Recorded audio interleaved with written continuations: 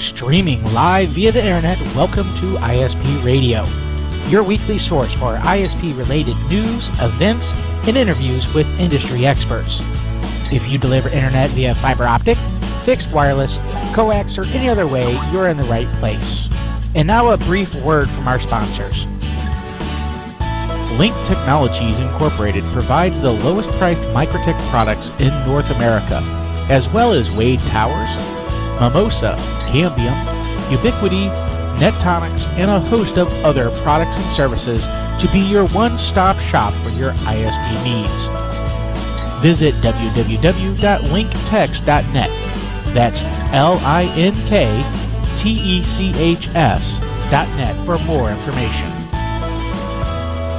TowerCoverage.com, providing online RF coverage maps with website integration.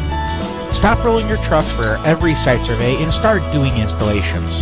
Visit www.towercoverage.com now. And now we'd like to present our hosts, Steve Grabiel and Dennis Burgess.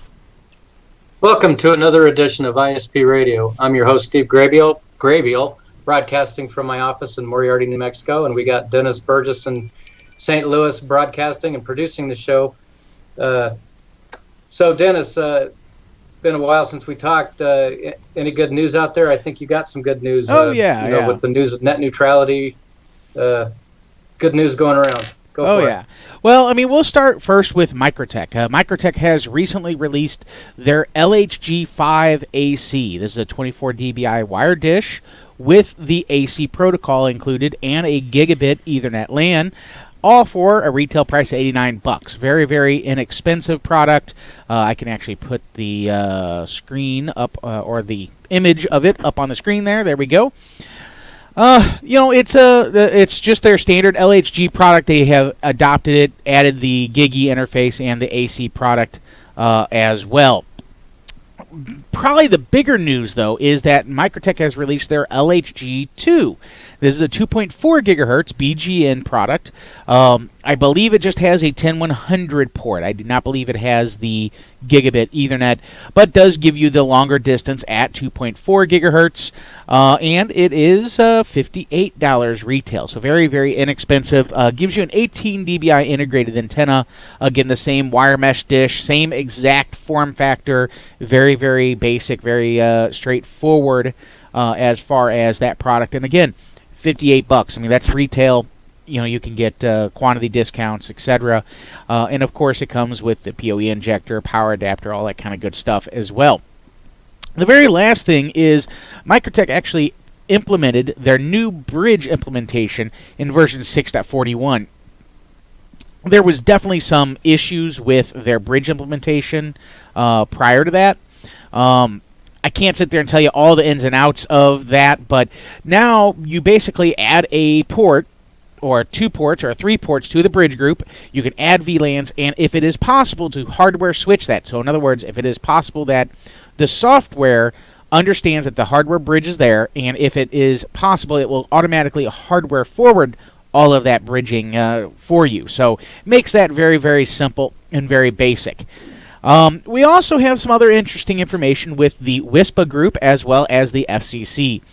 So very first one, last week, I believe last Thursday, the FCC voted to repeal net neutrality, and along with several WISPA members, and WISPA as being named as several comments inside Commissioner Pai's remarks. So that really shows that WISPA is really gaining traction with the FCC, and that the commissioners are actually taking a look at what we do as small businesses. Very good information, very good stuff showing that, hey, we're actually getting out there, we're actually doing. And if you ever wanted to know what WISPA is doing for you, that is exactly what they're doing for you. They've actually filed comments, they do tons and tons of stuff, but now we're actually getting the traction with the FCC that they actually named us in one of their remarks, which, again, doesn't sound like much, but it does matter. And continuing on with that, we will continue to go forward. Not the very last thing, the second to last thing is the Connect America Phase 2 auction is coming up. I'm going to put up a map. And what they did yesterday was released the final eligible areas inside the U.S. And I'm going to put that up on the screen here. There we go. This is the Connect America Phase 2 auction. Any areas in orange are eligible for funding, and any areas in blue are the areas that you would bid on. This map is movable. It is available on the FCC website. It shows you all the areas that the CAF funding is available for. The big thing here is that we actually have $1.98 billion of support going to the CAF Connect America Phase 2 auction. So this is a lot of money, and if you are either interested in trying to get that CAF money, or if you're interested in blocking these people, honestly, I think the blocking these people is kind of over. I mean, you should have already filed comments, etc. But these are the final eligible areas that is available. The very last thing, and Steven actually put up one of the very last things that I have is the, let me pull up my little notes here, is the CBRS comments are due. Everybody needs to be putting in their comments before the deadline of December 28th at 11:59 p.m. Eastern. So what is the CBRS comments? Well, the CBRS, for those of you that don't know, this is the 365, the 3550, those bands that we are trying to open up for both the legacy holders, the PALs, the priority access license holders, and the GAA, general authorized availability users. Okay. The problem is the current petition for rulemaking by T-Mobile and by several other companies basically changes the auction for the PALs from a 3-year auction to a 10-year auction. So just think how much more money you will have to be able to purchase those PALs in a 10-year increment versus a 3-year increment. Number two, the other big one is that they are wishing to purchase these PALs in PEAs, and this is partial economic areas. And I'm going to put up a map of that. It's not an awesome map. Let me put this up here. There we go. So what these are PEAs, and we're just going to look at one area in St. Louis. But if I go into St. Louis and I look at our PEA, so this is the PEA that is in red, you will notice that it includes all of St. Louis, all of the county. It actually goes down to all of Jefferson County, all of Washington County, etc., and parts of Illinois. This is all one PEA, and what they are stating is that they wish to bid not only in 10-year auctions, but they wish to bid on the PEAs versus census blocks or census tracts. Now, we understand how that is working, but we really need you to fill out your comments. It does not have to be a big formal process, and WISPA has several examples of comments that we have done. But the big thing is we need your comments to sit there and say, here is why these things are bad for us. For example, we have a number of census blocks inside our county, and if I could bid on several census blocks, I could actually simply get those census blocks that I need, versus me trying to bid on an entire PEA, which includes downtown St. Louis, which we are not in at all. And then we would be locked up inside that. So it is very important that you go ahead and file your comments. You have until, again, December 28th to get that done. You really need to get that done as quickly as possible. And the very last thing before we finish our news segment here is the wireless wire Microtech. Those are the 60 gigahertz point-to-point things. There it is. We actually got our initial batch. We shipped them out. We got a second batch. We shipped them out, and we are out again. My recommendation is definitely to go ahead and pre-order them online on linktext.net if you're interested in getting any of those products, because they are going very, very quickly. So really good information, but you just need to make sure. And those things are what, $89 or $99? Or I'm sorry, they're $199. But those are again 60 gigahertz. Link. Yeah, and it's a complete link. It's both sides. Basically, you pull them out of the box, power them up, and you aim them at each other. They have a 60-degree panel on them. directional panel. We won't get into that, but those 60-degree panels, as long as they're aimed in the general direction, they should form a connection, and you should get a 1 gig throughput on those units. So, with that said, back to you, Steve. Well, yeah. Have you had any luck? I haven't opened this and played with it yet, but when you plug these things in, the wireless wire, do they just automatically link up? Yeah. They just kind of MicroTik Winbox and everything. Yeah. I mean, they just link up, and you can Winbox to it all if you need to, etc. Very, very simple, very basic, but they should work without you configuring anything out of the box, and they are encrypted out of the box, so you should be able to use them again just right out of the box, and you shouldn't have to do anything. The big thing is that they do have a 60-degree panel on them, and MicroTik is still playing around, and they have not released it. I'm not going to sit there and tell you that they have it, but they have not released it as of yet. But they're playing around with the point-to multi-point versions of these units, and the units as they are with a 60-degree panel is actually set up for a 60-degree sector already. So the hardware is there. They just had to get the millimeter wave protocol and all that kind of good stuff to work correctly and to share up the bandwidth as evenly as possible and make sure it works. But otherwise, it does work. We have I think it's a 900-meter link that we're going to put up, which is fairly outside the realm of where these things are supposed to be at, but they're supposed to they will demodulate, so we'll see if that works or not. Gotcha. So. And just to briefly wrap up the news, tomorrow we're having another show. Steve Curran, hopefully Mark Radabaugh, and Jimmy Carr will be on it to talk about CBRS and talk about hopefully what we can do if we're going to file our own grievances. Maybe we could file them as a unified voice. Well, so tomorrow. Yeah, I mean, that's tomorrow at 11, right? On the show, 10 o'clock. And keep in mind, WISPA has already commented on all those on this particular filing. So WISPA has done everything it can to do this, but having a lot more, again, they don't have to be formal. They don't have to be, tons of data and tons of statistics. All we need to know is, here is what they're proposing, and here is why these things will hurt you, or basically not why you couldn't use those numbers as they are. I think the PEAs are just way too big. I mean, they're massive. I mean, they're just massive areas, and because of that, especially in the downtown areas, I don't think that those are gonna be very fruitful for our membership. Right.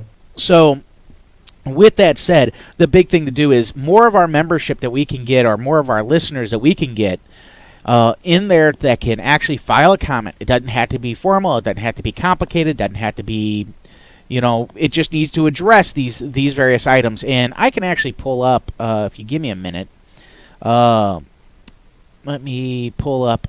We actually had a wonderful email that came out from Steve Curran and such. And I'm going to find that email. I'm going to put it up on the screen because it actually goes over, here is what we really need you to do, and here is some comments on filing. And I'm going to blow this up here and put it up on the screen. There we go. But this tells you which docket number to use, the Citizens Broadband Radio Service. What would be changed if WISPs do not comment, what the proposed rules are sought by the mobile industry. And then really the guidelines. The big thing is you need to be specific. You need to sit there and say, here's your arguments for those. How many? You also need to explain some basic information. What does your customer, how many customers do you have? What part of the country do you serve? How rural is the area that you serve? What speed offerings? All that kind of good stuff. And more specific that you can be, the better. But the big thing here is that this shows you how to comment on this and how that will help us get access to the spectrum. Great. So with that said, all this is really good information. You can easily file, etc. And all the information is right here. I mean, this is all you need. You do have to spend a little bit of time typing something up. That's really it. If you have some graphics, if you have some, again, this Google Earth document with the PALs in here, this area, this is if you want to take screenshots of this and include it in that document, that's even better, because you need to be able to sit there and show you, here's where we cover, and maybe you cover outside of 3 PALs or something like that. And hey, what does that mean? What does that mean? Does that mean you're going to bid on 3 PALs even though you only cover a small percentage of that, etc. So it's really important that you do that. Well, excellent. I think that wraps up the news, unless you got something else there, Dennis. No, I think we are good. Excellent. Well, on the show today, we have a special guest, John Worley. He's with ARIN, the American Registry for Internet Numbers. He's the technical services manager for them, and asked him to be on the show to dispel any myths about IPv6, what it takes to get the ball rolling. It's not magic. It's something that can be done. John, are you there? I'm here, yes. Good to Wonderful. So tell us a little bit about yourself and a little bit about ARIN, and then let's just dive into IPv6 after that. So ARIN, we're where you go to get your IP addresses, V4, V6, your AS numbers, manage reverse DNS, things like that.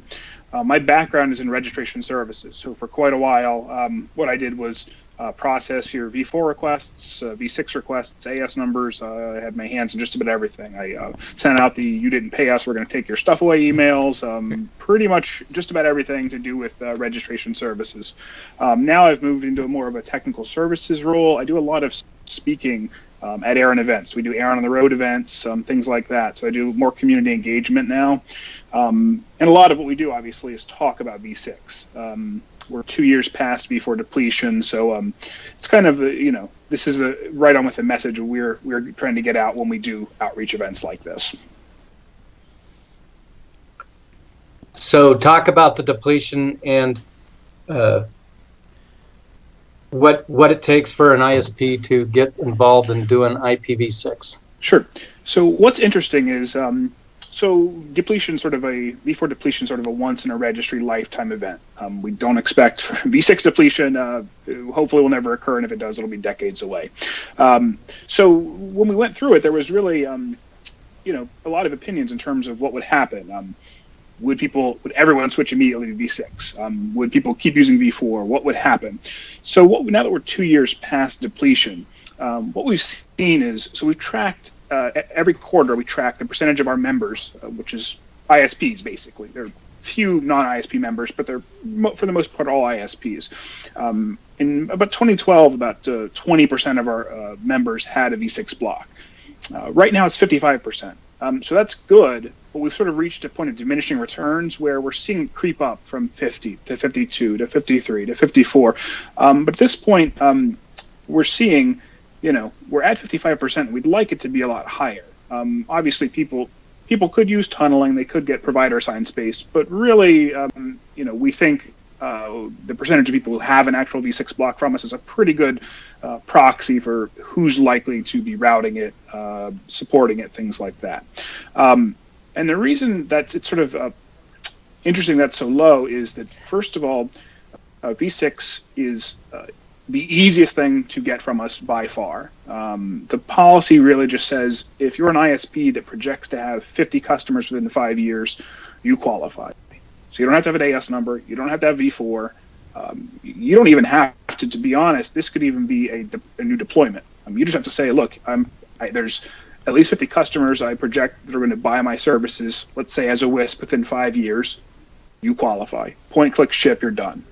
So it's, when we do events like Wispapalooza, there is sort of a perception that, gosh, do I have to have an AS number? Do I have to be multi-owned? No. All you need to do is just show up, say I have 50 customers, I will have 50 customers within 5 years. And by the way, nothing terrible happens. We don't take your stuff back if you have 49 customers in 5 years. This is really just, my best knowledge is I'm going to have 50 customers, you get your block. So that's one thing, is basically anybody can qualify for it.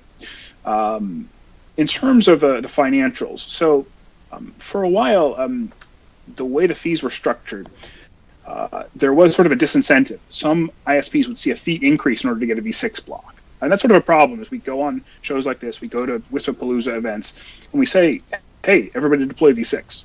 It's sort of a problem when somebody says, yeah, gosh, I'd love to, but I can't pay an extra $1,000 a year. What's good is that our board of trustees has adjusted the fee schedule such that almost every ISP can get, who already has V4, can get V6 with no additional cost at all. Nothing in the transaction fee, nothing additional per year. And what we've noticed is about 2,500 of our members, that's pretty much anybody who has a V4 block that has a /24 or more. If you don't have V6 already, you can get V6 without any fee at all. So starting in 2018, very beginning of 2018, we're going to do an outreach campaign. It's kind of a fun little thing. You'll get an invitation, those sort of a little RSVP to me. I'm actually going to be working on it to let people know, hey, you can get V6 for free. It's point, click, ship. And by the way, I'll help you with every part of the registration process. So we're hoping, really it is impossible not to qualify. I'll just put it that way. For anyone out there that's an ISP, you qualify. Unless you're in some sort of remote part of the earth where there aren't 50 people within your range, you qualify. And if you already have V4, you're not going to pay anything extra. So we hope that campaign is going to get it from the 55% range to 80%, 100%, who knows? But we're hoping that'll really bump it up and be a sort of a starting point for starting to drive more use of V6. Now, I got a question. I'm interested in doing this, very interested. But I get my IPv4, I got a /24 from my provider, who's got a god-awful amount of right. V4. Say I want to say something goes awry and I have to break ties with him. How do I don't have IPv4? And what's my cost for the IPv6 block? Sure, that's a great question.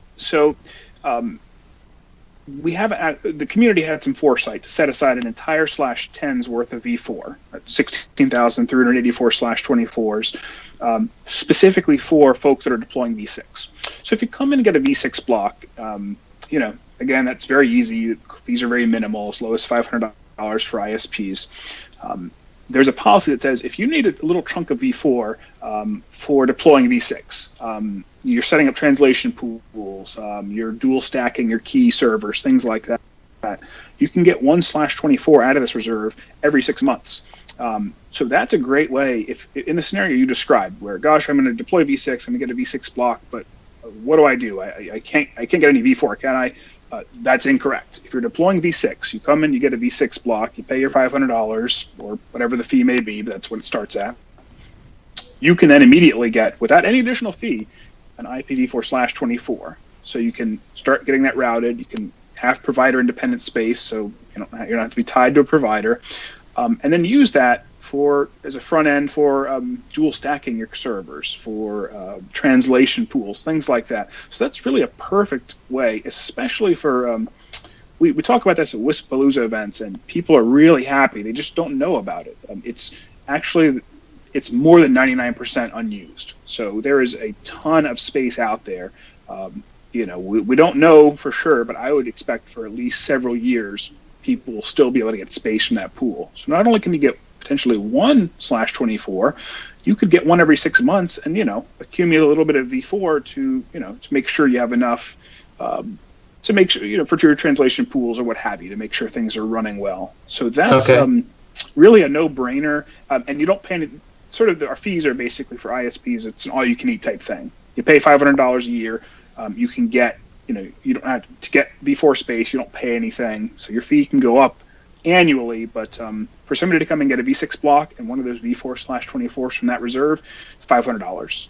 Is you can get it all done for $500. It's extremely easy. That's pretty much a no-brainer for anyone in that scenario.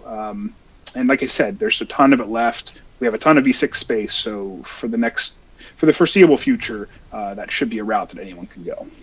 So let's go into a little bit. I mean, sign me up. I'm ready to go. But let's go a little bit on the technical side.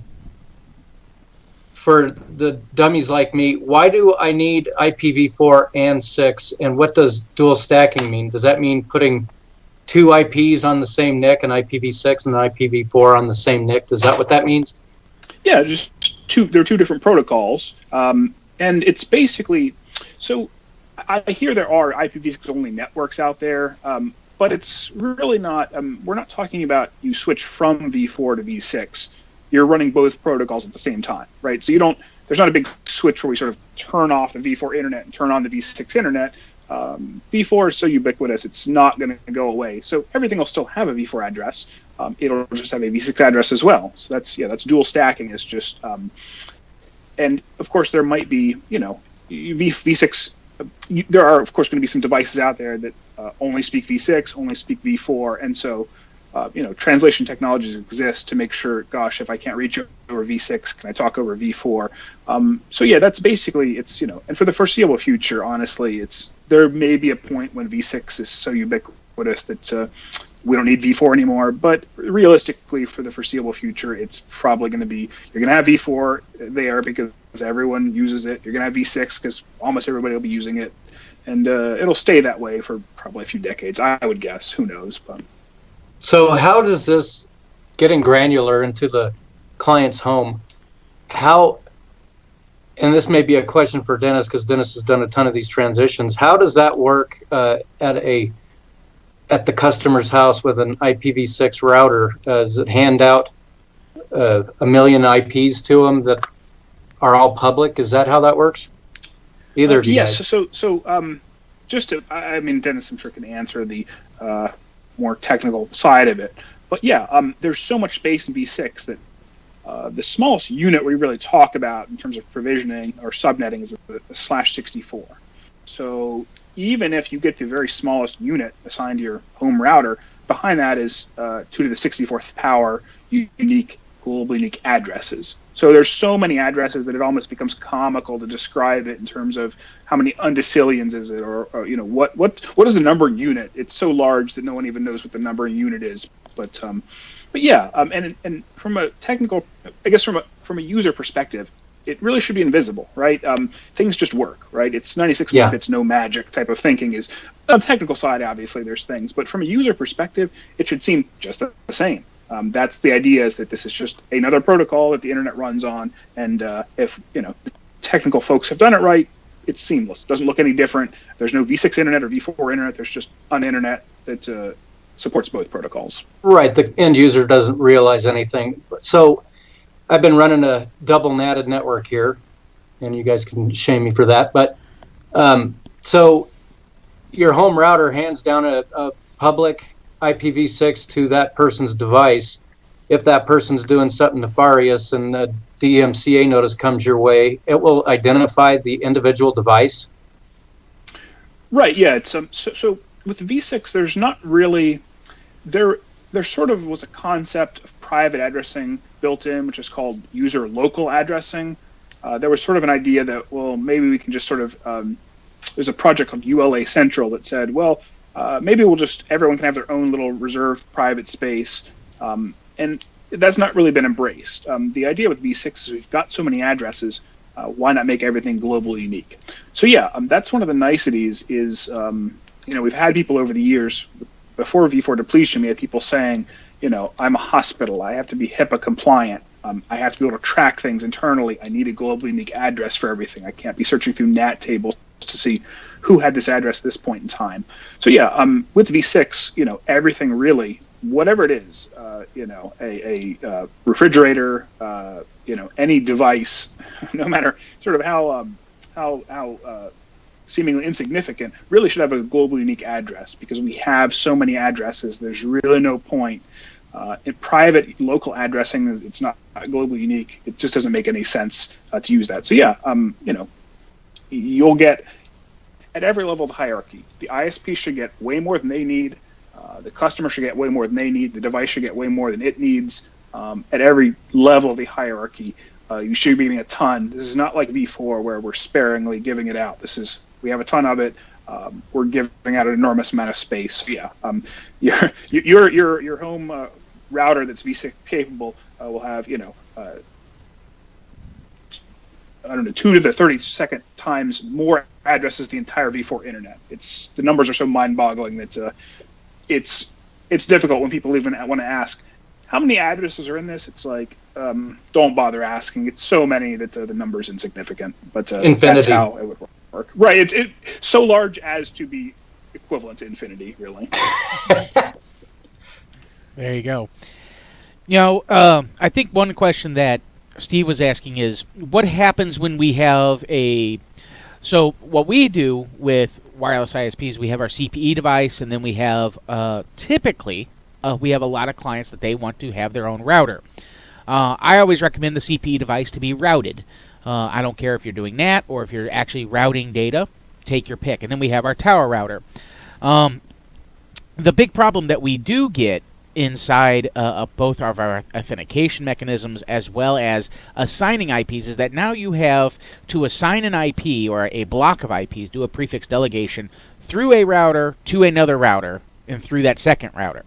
So what we've done in the past is we actually, again, I am not a big fan of assigning big blocks. I understand we have a crap ton of IPv6 space, but I sit there and look at, we assigned /8s when IPv4 started.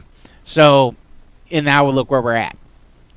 I'm not saying that that's probably practical nowadays, but there you go. But what we do is we assign a /60 to a individual sub, so the CPE. The CPE gets that prefix delegation and then can assign other /64s to other devices that have requested that. And that will get them their public IP space on the inside of their router. There is no double NAT, you're just routing. And that all works just fine. We've done that several times with several locations. We also, though, you also have to remember, though, that if you're bandwidth limiting a customer, let's say you have a 20 meg customer and the customer has the availability of 100 meg, you have to bandwidth limit that entire /60 that you're giving that CPE and everything behind it. Okay? Now, I prefer PPoE.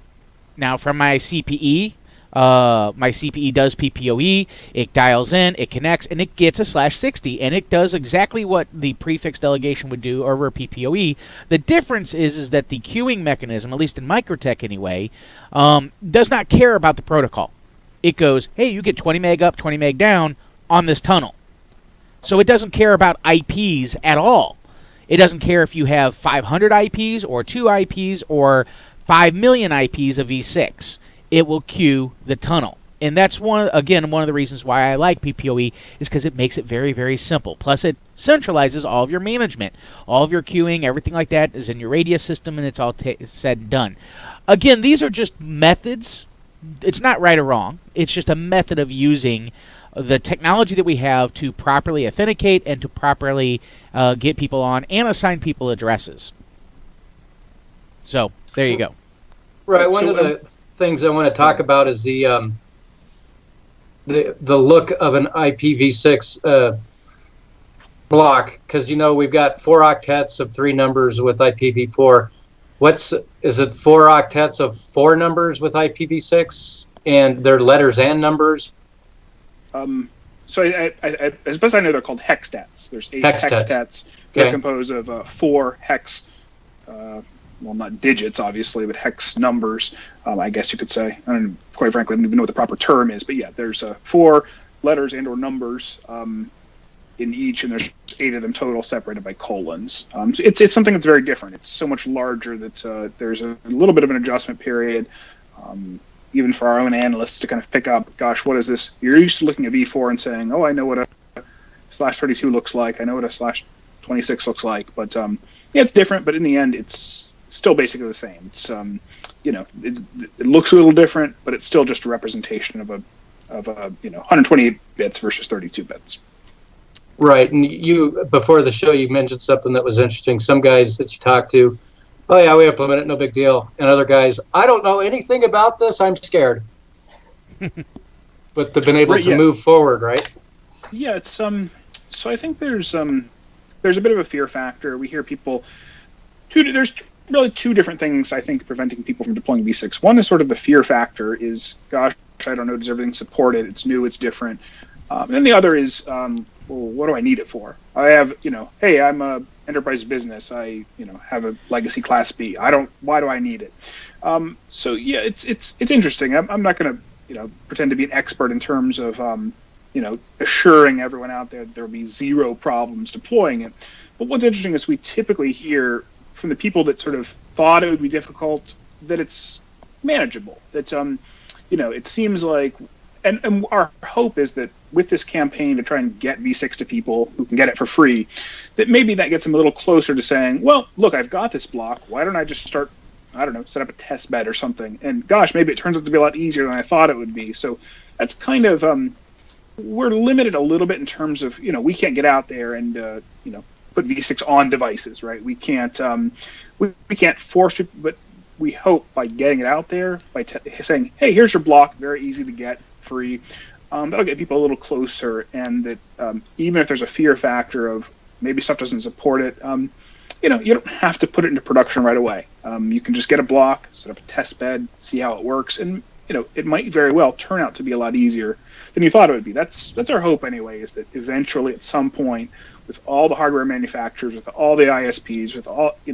everything comes together, and eventually V6 works. It may not be completely, you may encounter some hiccups along the way, but I think from what I hear from customers, from ISPs, is that, when they've decided to do it, there may be things to do, there may be tasks, there may be things that need to be upgraded, but it's not moving heaven and earth. It's really just another protocol to implement, and we've been doing that. As network engineers have been doing that for since the dawn of the internet. So hopefully it turns out that this could be a little chunk in getting people a little closer. Right. So dispelling the myths, for $500 you can get a block of IPv6 and some IPv4. What were some of the other myths I've been hearing? So you don't need an AS number. You don't need to be multiple. Okay, would you get one? I mean, what's the benefit of having an AS number? I'm not... Right. So an AS number is pretty much if you want to do BGP multi-homing, right? If, okay. You've got an ISP already, and you say, boy, what if some backhoe cuts their line? Gosh, I want to be protected so that my network doesn't go down. You bring in ISP B. Once you start wanting to run BGP sessions with those ISPs for failover, load balancing, what have you, that's really where you need an AS number. There are some other cases where there's unique routing policies where some other network out there might care that your AS, whatever, and not your provider's AS number. But generally speaking, it's pretty much when you have two different providers going to be routing the same space through. That being said, we have 4-byte AS numbers now. So the AS number spaces have been expanded. We have a near infinite number of AS numbers available. So we've relaxed the review process so that if you come in and say, look, I have two providers, I'm going to be multi-homing, or I have a unique routing policy, it's pretty much a point-click ship type of thing. So, if what we want to do, though, is that it's very easy to get one. We just want to make sure that folks aren't spending. There's a $550 registration fee. And our main concern is we don't want people spending $550 to get an AS number, and if they don't need one. So generally, it's easy to get one, but you don't need one to get V6. You don't need one to get V4. Really, the main time you're going to use it is BGP multi-homing. So okay. If you're in that scenario, that's pretty much where you'll need an AS number. Otherwise, it's pretty rare to need one. But if you think you need one, certainly just put in a request, and it's very easy to get one. But you don't really need one unless you're multi-homing is sort of the general rule of thumb. Right. That is really helpful to know that you guys are looking out for us. You don't need one. Well, and also keep in mind that obviously you need one for BGP. But right. As you, I have seen some customers that they'll have one or two 10 gig or 40 gig connections to the internet, and they're going through one provider. And one problem that they have is and if they are not BGPing, then they have a really hard time going to companies such as Netflix, etc., and say, hey, we have all this traffic going to you, but Netflix goes, well, no, your ISP has all this traffic going to them, not to you. So I know a lot of companies, they can use the metrics from the ASs. So if as soon as you can get your AS, because that is better, because that allows those companies to track your usage. And if Netflix needs a caching, they need like 2 gig of constant data to you. Well, if you have a pair of 10 gigs or 3 10 gigs, most likely that you probably have already met that. But if you are not BGP'd, then most likely they don't even know about you. So it is just important to note that. Okay. Yeah, and that's an example of a unique routing policy where someone else on the internet cares that you are AS something and not your provider's AS number. So that's an example of that sort of, I don't know if rare is the word, but yeah, that scenario is really one where you could qualify. So as I said, just a little bit of background. The reason why getting an AS number became difficult over the past decade or so was because it enabled people to get V4 more easily. So we had people coming in getting an AS number specifically just to get V4. They didn't need it at all. That's why we went to the point where we're getting copies of contracts, things like that. That's gone away with V4 depletion. So it's a whole lot easier. Anybody that's come in and got an AS number, let's say 5 years ago, when you had to show copies of contracts and invoices and all that stuff. We've done away with all that. It's much easier now. So yeah, if you're in any scenario where your ISP tells you need an AS number, anybody, so you have any reasonable need for an AS number, will approve it. Again, it's really just we have a ton of them. We're not going to run out of 4-byte AS numbers. So if you have any sort of reasonable justification, like that Netflix one or anything similar, you'll get approved. No big deal. Yeah, there you go. So what? And Dennis, from your standpoint, and you've done many of these, is the conversion or the adding IPv6 to your IPv4 relatively painless? What if you don't do PPPoE? What if you are statically putting IPs on NICs and you run a bridged CPE and you put the public numbers on the router in the house? Is the transition still relatively easy?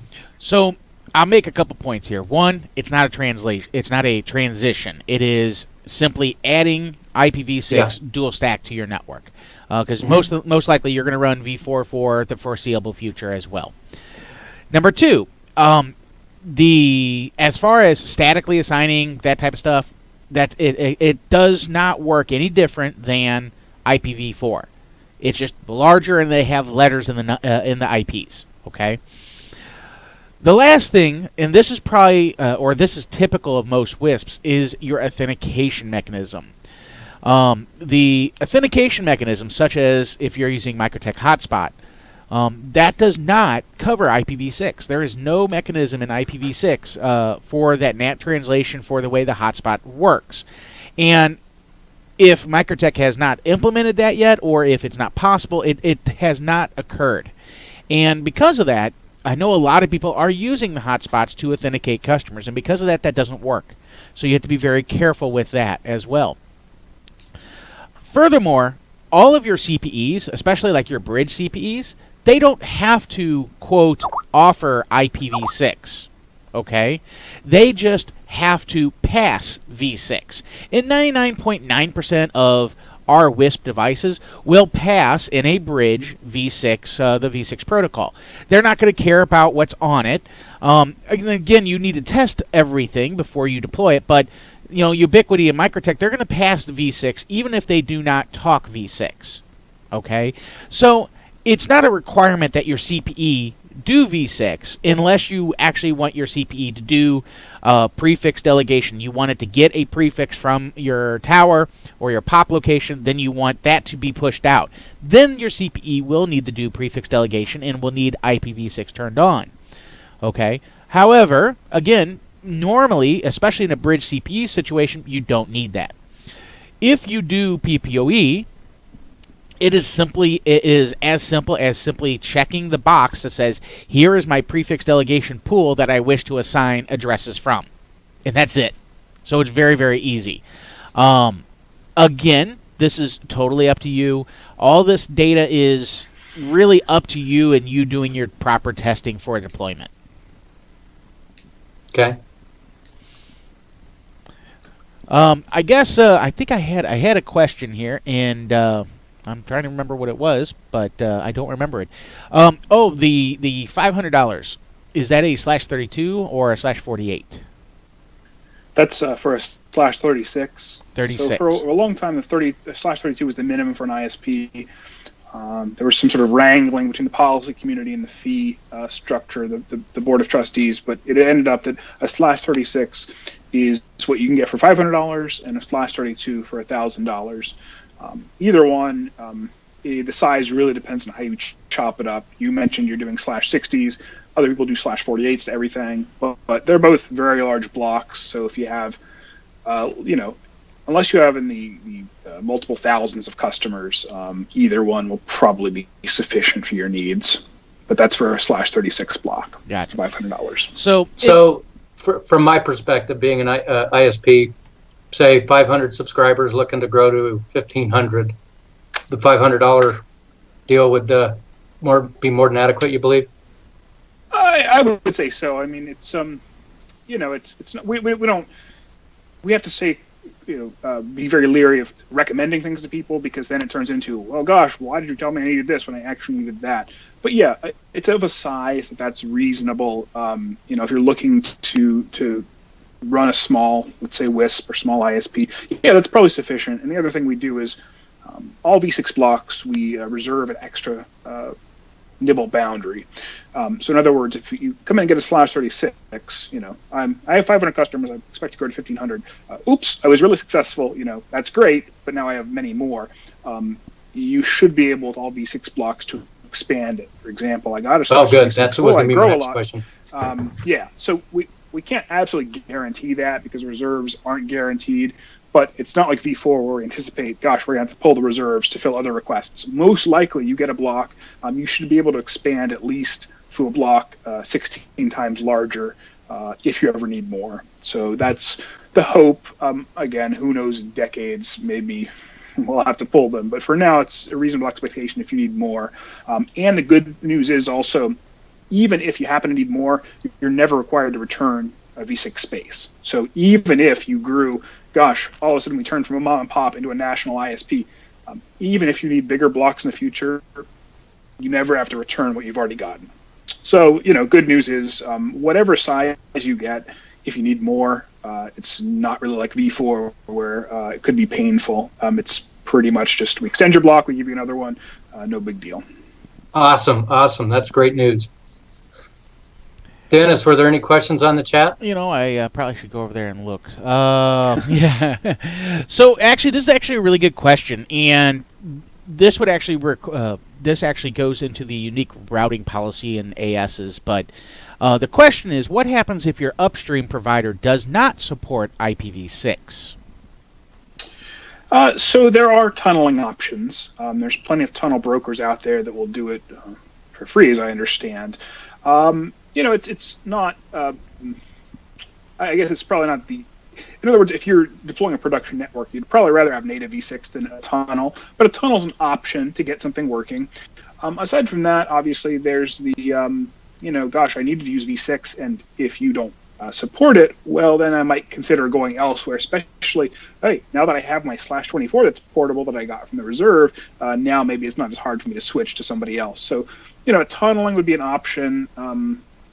But ultimately, a good approach as well, even if you're going to do tunneling, would be to say, this is how, for example, when we do RFPs for our hosted facilities, for our public-facing stuff, we say you got to support V6. So that's something that helps. Even if you're going to tunnel, it's probably good to say we're interested in V6, because ultimately, this is a business market, right? People respond to what customers are looking for, so. You can do tunneling, but it'd be good to push the ISP to do native as well, just as an incentive for them to move. Yeah, and I would definitely recommend that you push your ISP to deploy V6. To be honest with you, 99.9% of major providers are going to be V6 enabled already. If not, one of the methods that I was saying about unique routing policy is that if you have a IPv6 block and you have a /24 block and you're upstream, you're single homed, and you have an upstream that does not offer V6 access, that would actually qualify you for an AS number, because you can go to Hurricane and BGP peer with them over the tunnel and advertise your V6 with that. Now, is that that would be a reason to get the ASN number, right? Absolutely. Yeah. Because you really are. You are multi-homing. There are two upstream AS numbers. You're just doing sort of a multi-hop thing where it has to go over something to get to Hurricane Electric. But absolutely, that's a reason why you get an AS number. And it's sort of, if your provider doesn't offer native V6, is probably what would be sensible for everyone to do. There's a $550 fee to get the AS number, but otherwise it doesn't cost you anything extra. Right. And note, though, with Hurricane, they have a West Coast and a East Coast feed. I do not believe they have a central feed, a BGP server. So the one downside of doing that tunnel is that basically you're transporting all your data from that is doing V6 from your ISP. So especially like us, we're in St. Louis, we have to go to Miami or to California to connect to that tunnel broker service. So you're adding latency there. And IPv6 doesn't really, it does work very well, but adding latency is still adding latency. So you definitely want to try to have that provider support V6 as well. And, if you're coming up to a deadline and they say, hey, we don't support V6, go get other quotes. Say, hey, I have other quotes for people that do, and toss that at them and see if they'll deploy V6 for you. So there is one question about PEAs. I really don't it actually, are the PEAs still auctioned off by my population? I do not believe, I believe what he's trying to ask is the auctions for PEAs, this goes back to the CBRS stuff that we talked about at the beginning. I believe he's saying that, is the PEAs going to be auctioned off based on the population that's in the PEA? And if that is the case, yes, my assumption is that would be the case, and obviously a larger area means the PEA is going to be cost quite a bit more.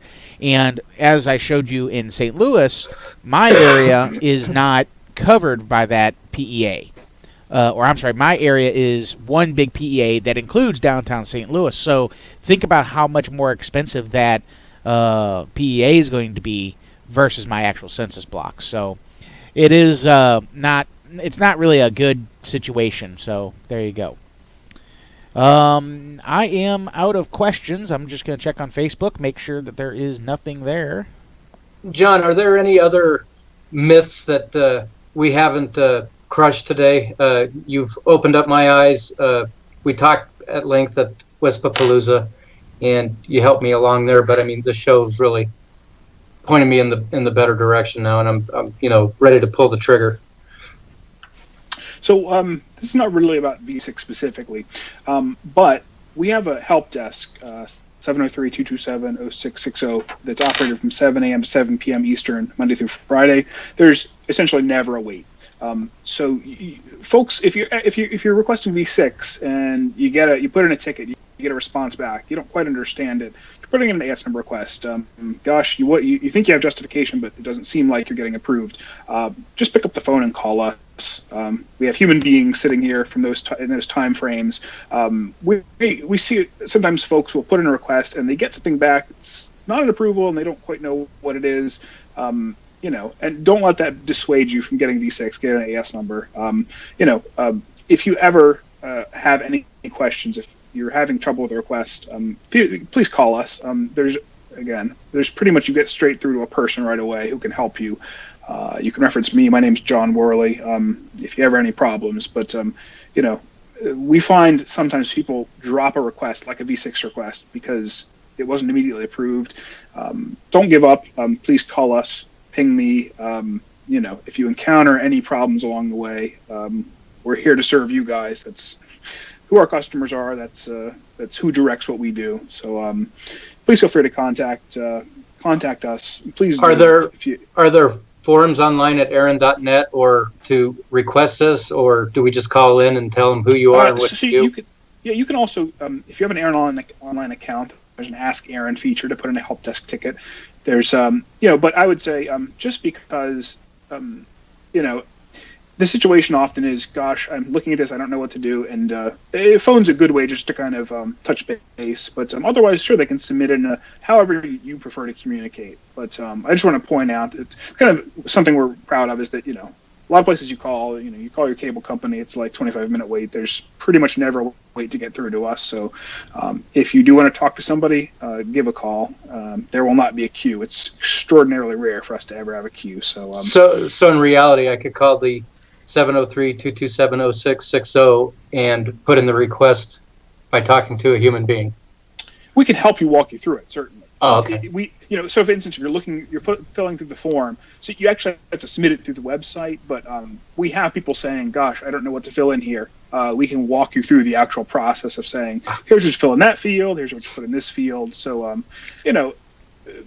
we have, if you're saying, gosh, I don't know what provider's AS number is, folks here can tell you, look, no big deal, just put in their name. We can't do absolutely everything for you, but we can walk you through everything. We have a feature where we can kind of see not what you're filling out, but we can log in as a user, kind of see what you're seeing to help you fill out anything that might be needed.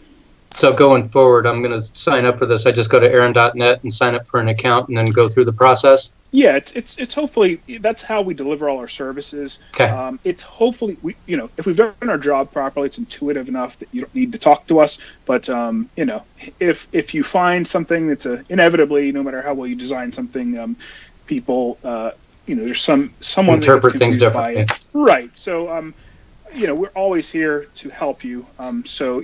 If you'd like to, certainly you don't have to, but if you would like to give us a call, we have about 10 folks on the help desk that are sort of ready to help you anytime you need any assistance with doing that. But yes, all the actual V6 requesting.